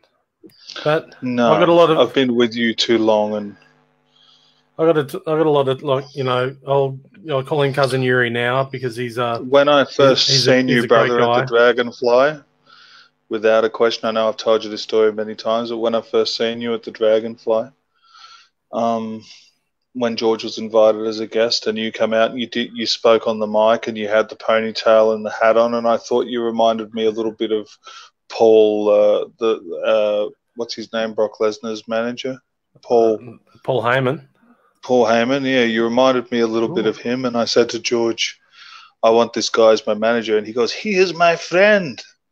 And I said, yeah, I want him as my manager. Can you introduce me? And he goes, yeah, of course. And really? Yeah, I know that you don't think you did really well back in those Dragonfly days. And it was okay. I was very I was learning. And Henry Lobo put me into an extremely important position in the company, being that of the commissioner and also the commentator as well. And a lot of the wrestlers didn't like commentary at all. And I know Crackerjack, he hated it. So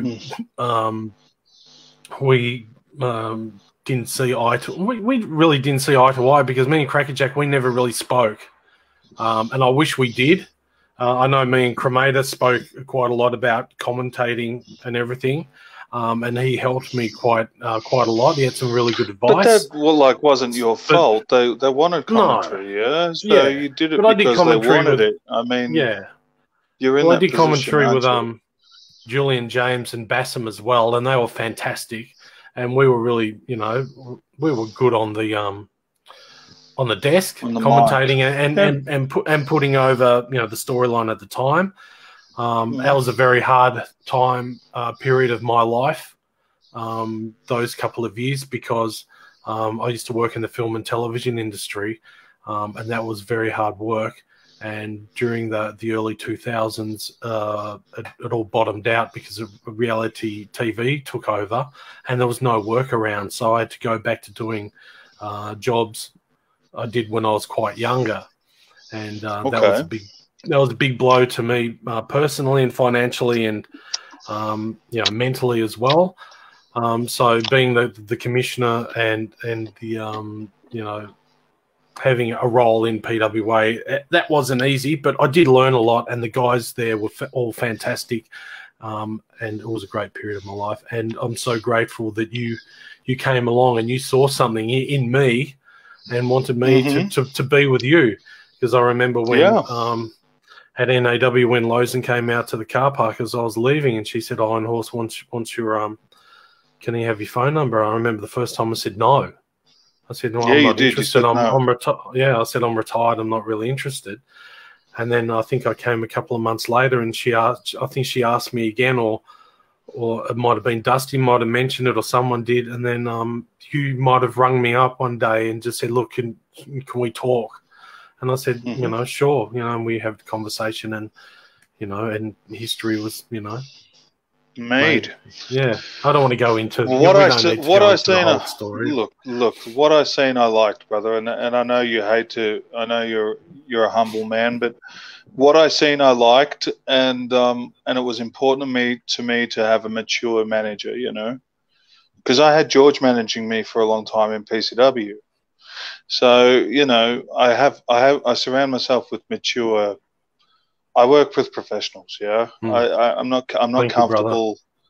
I'm not comfortable with any risking my reputation with a non-professional. So that's how that's how I am. And it was important to me to have a a mature manager, and what I seen, I liked. I seen Crackerjack that night, brother, walk out to the ring, and he was just strutting around the ring, and he had a tank top on, and he looked fucking awesome. And I'm not just saying that because you know, as Crackerjack and I, you know, shared locker room or had history or anything like that. It's not that.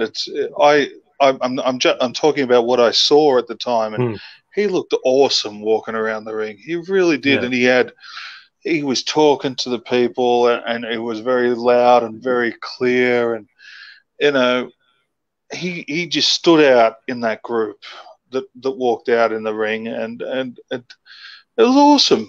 You know, it's stuff like that. It's really good, man. Yeah.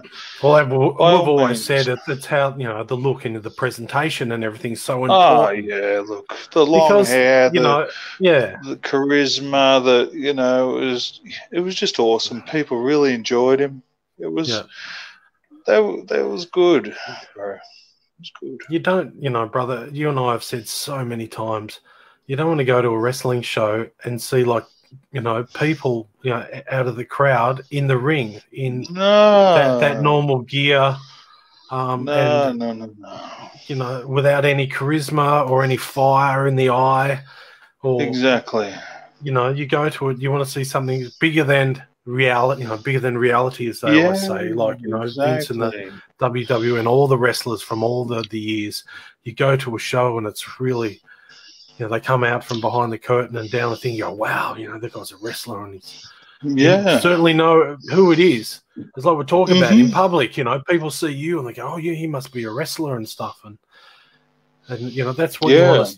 That's what the crowd want. You know, it's a very very important part, and you know, you got to play that part. You don't want to be Joe Average. Like, I watch all these shows now, the new WWE and AEW and a lot of these other promotions, brother, and everyone looks the same. All these people come out from behind the curtain, you know, even with the girls look the same, the guys look the same, they do all the same moves, the same mannerisms, they do the same moves in the ring, they talk the same on the mic. I looked at the top 90 people who have been signed up by AEW, All Elite Wrestling, which is the number 2 promotion in America. They had a list of everyone, and I'd say a good 60% of the people on that list, I didn't even know who they were, and they just looked like Joe Average on the street.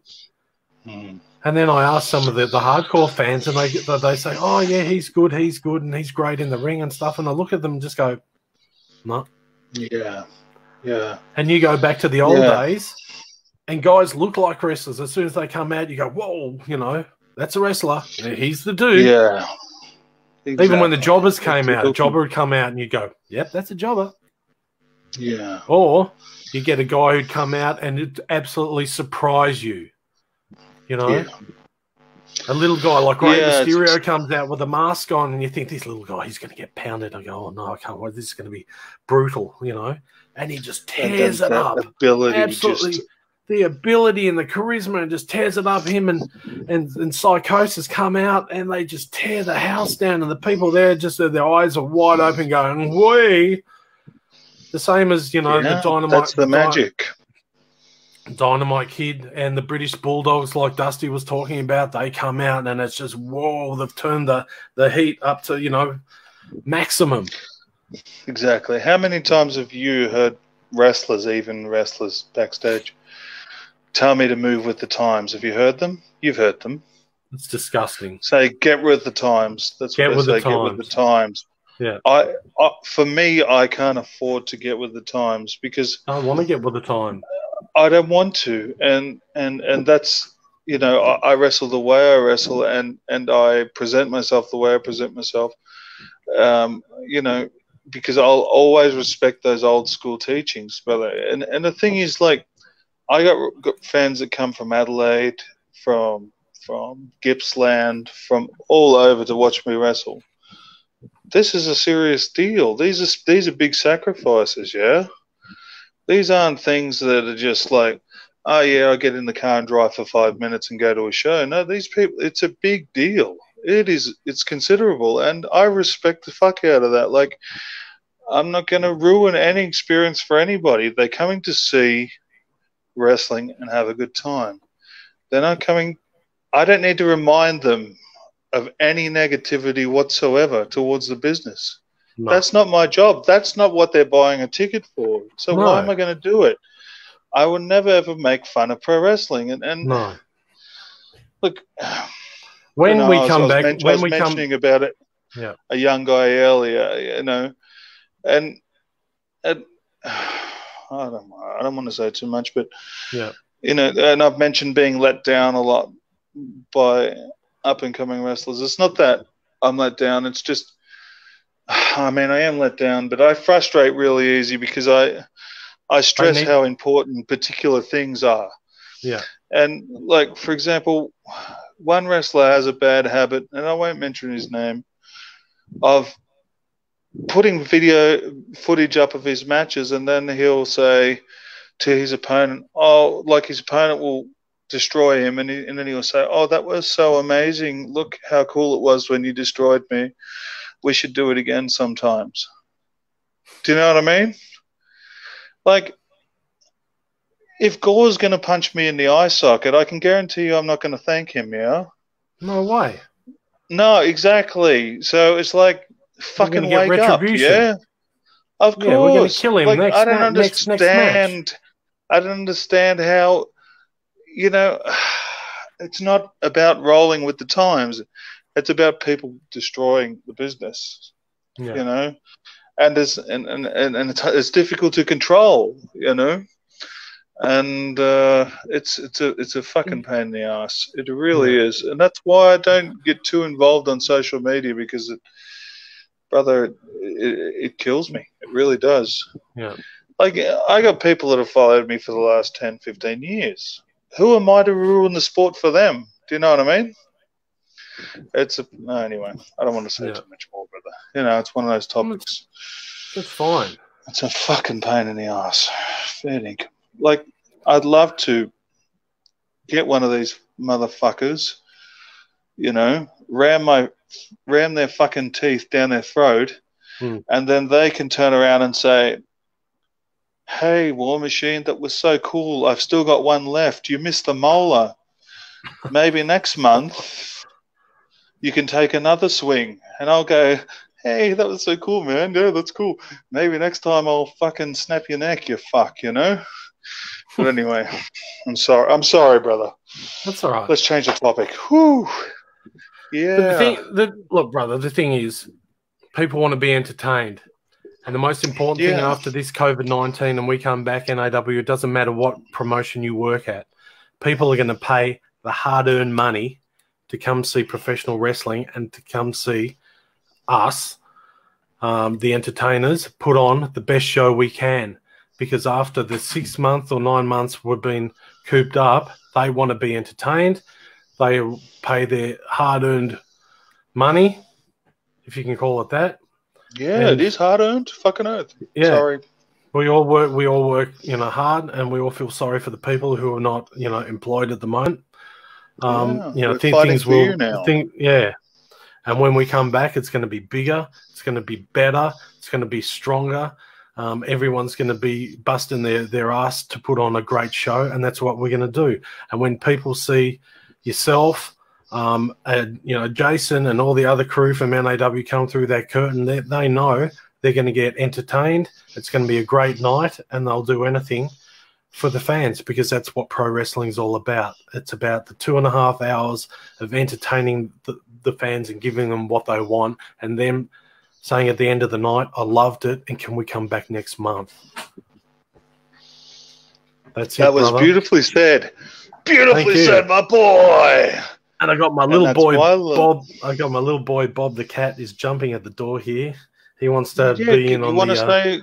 Do you want to introduce him to the fans? Yeah, if you can grab him. Hang on a sec. I'll hold the fort. I'll check the questions while you do that. Hotel Underground, Troy Rook. You did great job, Paul, back then. Thank you, Jed. Peter. Evening, gentlemen. Good evening, Peter. Jed Mace need kayfabe back. Husky loves Bob. Sun's out, guns out. Melanie Conway, yeah, Iron Horse for the win. Big Peter Benson Curran. I hope you're doing good, brother. I hope your son's doing great. I hope the ring's still up in the backyard that you made for him. Massive fan of that. Massive fan. Have we got the cat there, brother? Bobby? Where is Bobby? Sorry. There he is. Is Bobby? There he is. The powerhouse. We have mascot. We have cats. We have a human feline, but we have actual felines. The same color as De Niro, maybe? Yeah. De Niro, come here, boy. De Niro. Bit of cat's bum there. Come here, boy. De Niro. De Niro. Come here, Joe. Come here. Come here, boy. Hold on, brother. Let's see if I can... It's a bit warm tonight too, brother. I'm a bit warm here. Where's my boy? Here he is. Say hello, boy. Say, De Niro. We've gone for almost another 2 hours, brother. Fantastic. Yeah. Hey, brother, you want to see another video? Yeah, go for it, man. Okay, I think this is when Zara was in the SOH. Have a look at this one. I think we're not happy about something. Here we go. Brother, how many of those scumbag wrestlers did it take to throw you out of the ring tonight? The whole freaking locker room was pathetic. Zara, how tough's the female commissioner? She's nothing, and she will always be nothing. I tell you what, brother, we should make it happen. You can make it happen. Because you're the man, yeah. Next month, here in September, we can issue, what do you say, an open, over-the-top gauntlet match. And we see which one of you chumps is man enough to come out and throw me over the top ropes. Yeah. Not one of you is of the caliber of me. I'm the genuine article here. The soldier of the highway will have control of this company. We are number one, and you will respect us, the soldiers of the highway.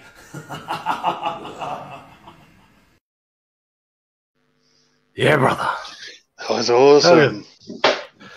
That was really good. I like that. I enjoyed that one. That was short and sharp and to the point. I haven't seen that in years. Yeah, that's a good one. Like, it's awesome stuff. But anyway, brother. No, good work, bro. Good work. You look good in that video. Yeah, let's wrap it up. I'm sure we'll we'll find a guest for next week. Time. We'll find a guest for next week. I contacted a few, and you know, times are tough at the moment for a lot of people. Yeah. And just remember, guys, we send you our best. Yeah. We always send you our best. Keep in contact. You know, stay strong out there. Yeah. I know it's hard. It's hard. Try and do a bit of exercise and eat right. Just dig deep, guys, and we're going to be back. That's for sure. Anyway, brother, let's go. I've got one more video to play. We'll play this, and then we'll say goodbye. Have a look. I think this is a recent one. Have a look at this one. The battle royal, brother. Are we ready? We're ready. Brother, you're going to win the battle royal.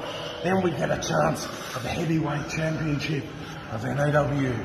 Again, we're going to hold the gold. Powerhouse. Powerhouse, baby.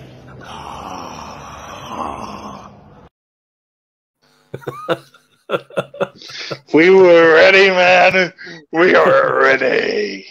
Yeah, brother, I miss it so much, you know. I really do. I'm fucking scared. I know. Well, you know, we haven't seen each other for months on end. Yeah, we're good, this brother. Anyway. It's just awesome. Yeah. All right, people. Thank you very much for watching. Thanks for spending your Saturday night with us. As I said, look after each other. Stay strong out there. Hang on. Strength and power. Bobby's here. Here's Bab. Big Bob. The stuff. De Niro's ditched me. He's gone with Aaron, I think. He's ditched me. All right, guys. Till next week. Next Saturday night. Oh, God, he's wrecking the house now, Bob. Till next time. Thank you very much. Everyone take care. Let's go out with a bit of Iron Maiden. You'll take my life, but I'll take yours too. You fire musket, but I'll run you through. So when you're waiting for the next attack, you better stand, there's no turning